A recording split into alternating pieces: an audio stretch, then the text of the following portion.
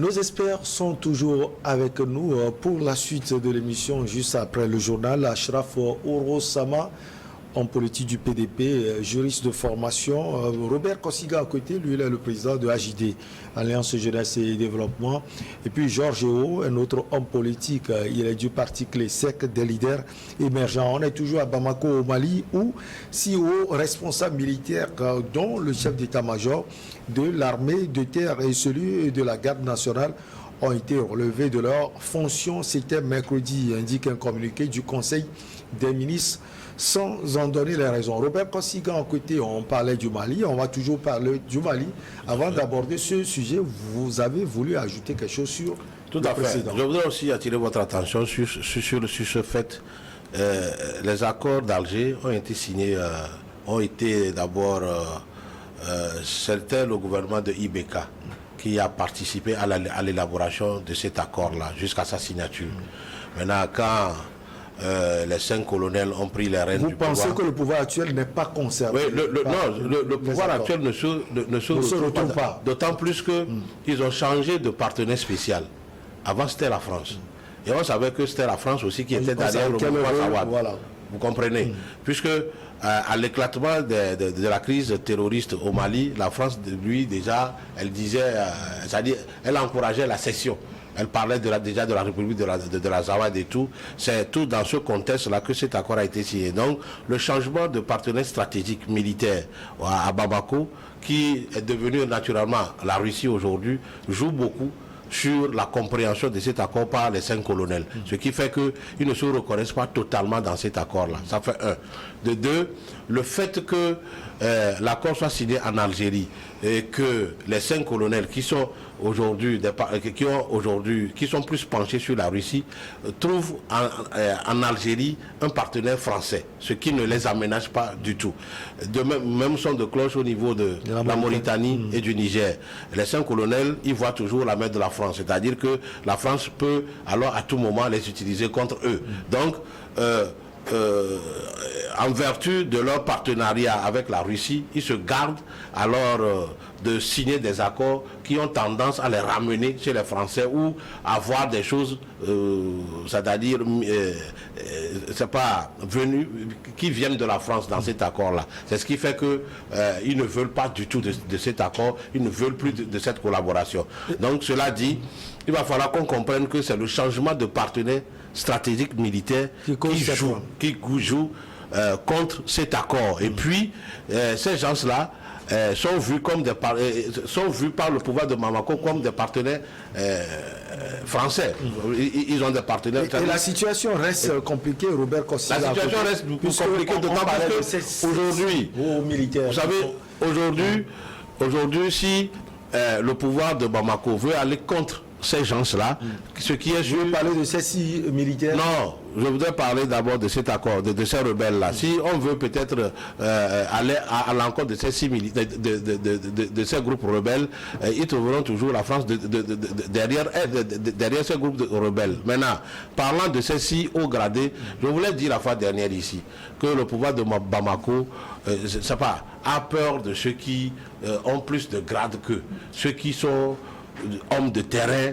Ces gens-là ont la panique. Je ne sais pas. Vous avez constaté que tous les généraux ont été mis sur le carreau. Aujourd'hui, c'est le tour de ces colonels-là qui portent les mêmes grades, peut-être plus anciens que sur le terrain, qui sont mis aussi sur le carreau. Donc tout ça, ça rentre dans la pratique qui est devenue aujourd'hui, je ne sais pas, la pratique de tous les jours de ces colonels-là, c'est-à-dire ils vont à l'encontre de tous ceux qui sont plus anciens qu'eux, qui maîtrisent le terrain plus que pour alors mieux asseoir leur pouvoir, parce que Dieu seul sait si en 2024 il y aura alors élection présidentielle qui va les forcer à passer la main. Maintenant, aussi il faut voir une peur qui peut-être les jeunes aujourd'hui, c'est de voir ces gens-là, un jour, peut-être tenter de leur prendre le pouvoir. Donc il vaut mieux les mettre à l'écart de l'appareil qui conduit l'État pour mieux les contrôler que de les laisser au pouvoir pour qu'un jour, ils décident alors de les mettre sur les carreaux. Alors, Georges Eo, nombreux sont ceux qui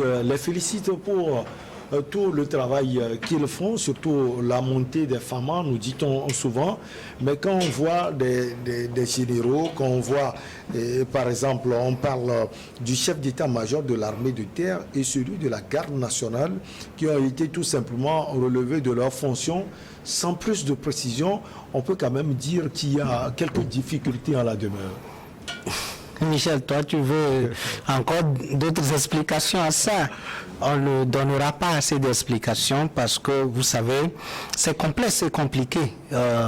Cette transition avec une rupture totale avec le partenaire traditionnel qu'est la France et avec la montée des groupes de rebelles au nord et le terrorisme qui sévit à côté.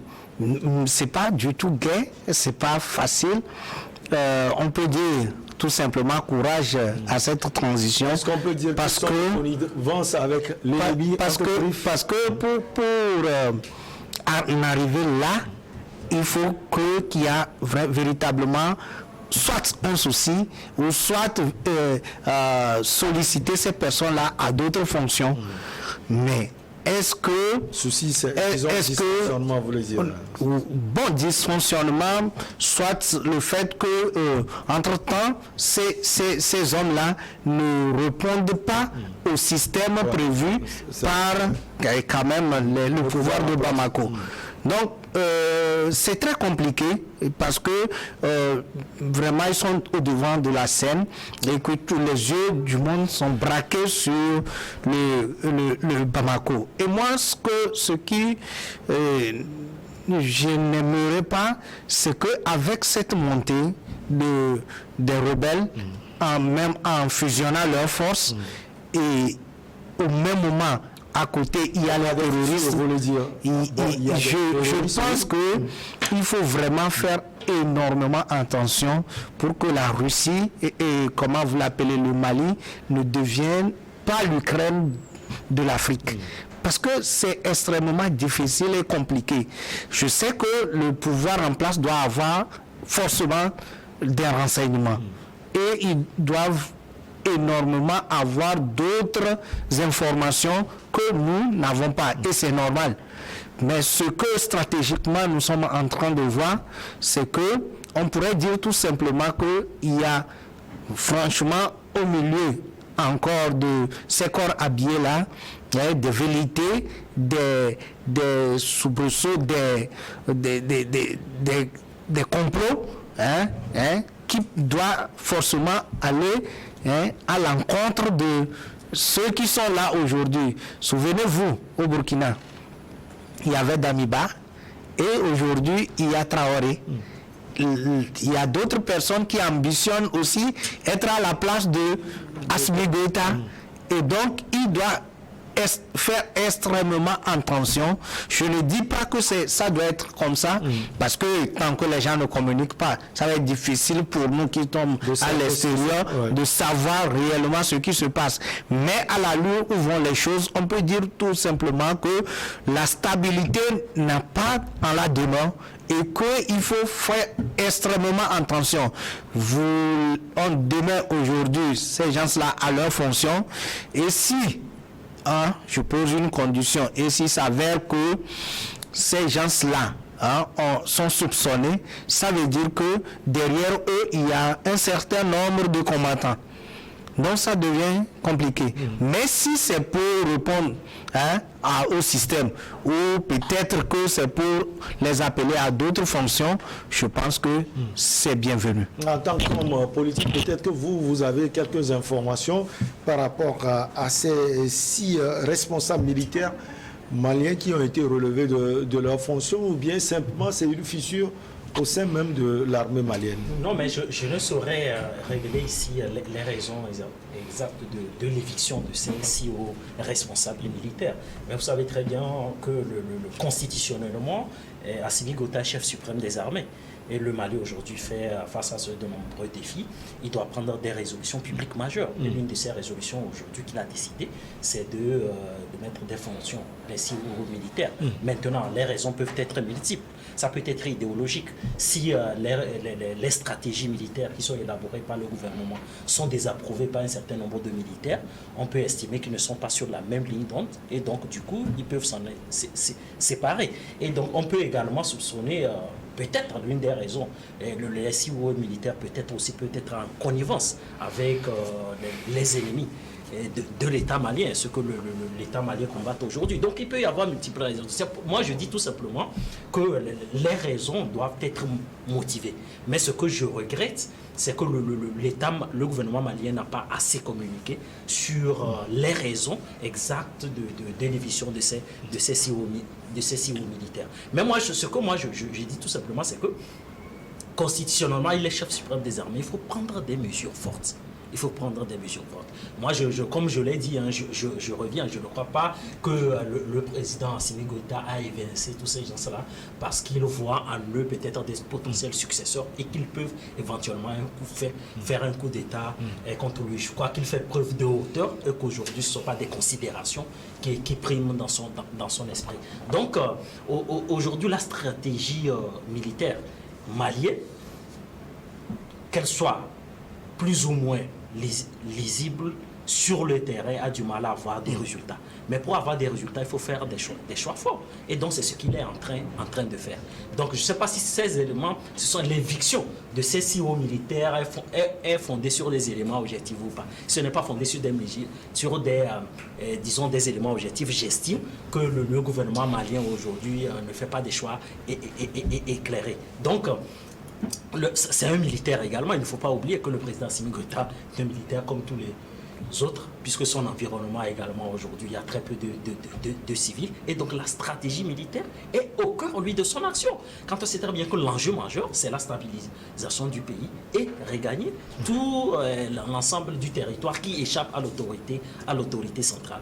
Donc le gouvernement n'a pas quand même assez communiqué. Maintenant, est-ce qu'ils vont motiver leur décision d'éviction des SIO militaires dans les prochains jours? Il est fort probable que les sorties médiatiques du gouvernement ne s'apprécieront pas sur l'éviction de ces SIO militaires. Ce qui compte aujourd'hui, c'est la stratégie militaire et l'accumulation peut-être des victoires de la force républicaine. Dans tous les cas, en tant qu'Africain, c'est ce que j'attends. Souvent, quand on prend de telles décisions, Robert Kossigan, que tu n'es pas forcément au Mali, mais aussi partout en Afrique, ces militaires, même dans le monde entier, ces militaires sont souvent surveillés entre griffes. Quand je dis surveillés, ce n'est pas quand ils se déplacent à chaque fois, mais également, ils peuvent détenir certaines informations. Oui, vous savez, on peut voir ce problème sur plusieurs prismes. Ça vous intéresse? Oui, ça peut être même, ça peut venir aussi de la corruption. Parce que n'oubliez pas que depuis mardi et hier, il se souffle que dans l'administration malienne, il y a encore des points de corruption majeurs. Je ne sais pas si ces 6 colonels en font partie. Donc ça peut être une raison pour laquelle ils sont éjectés. Ça peut être aussi d'ordre ethnique. C'est aussi possible, c'est-à-dire que s'ils viennent peut-être de la région de l'Azawad et qu'aujourd'hui les hauts gradés les soupçonnent d'avoir des liens avec les chefs rebelles, ça peut aussi être la source de leur éviction. Il y a plusieurs facteurs qui peuvent expliquer. Ça peut être aussi peut-être la non-efficacité de leurs actions aux différents postes qu'ils occupent. Donc si le chef de l'État voit que bon, ils sont inefficaces sur le champ des opérations, il peut aussi les changer. Comme aussi, il peut aussi avoir cette raison peut-être de retraite. Vous savez, les militaires ne sont pas des robots. Ils arrivent à un moment donné, ils prennent leur retraite. Et pourquoi ne pas informer? Ou bien c'est des fonctions? Non, vous savez, on dit toujours l'armée c'est la grande muette. Que ce soit dans tous les pays du monde, ce ne sont pas toutes les décisions de l'armée qui sont commentées, comme dans la société régulière. Donc, ça répond sûrement à une raison bien définie, mais qu'ils ne sont pas obligés de nous communiquer. Donc, si ça s'avère que leur départ peut apporter la paix au Mali, ok, bon vent à Assimi Goïta. Mais moi, j'ai dit, Assimi Goïta Il doit revenir. Il travaille. Il travaille. Il fait quoi? Il y a une raison. Il ne faut pas me provoquer sur ce terrain-là. Laissez-moi voir Michel. Vous savez, nous ne sommes pas sûrs. Vous avez voulu encore une heure.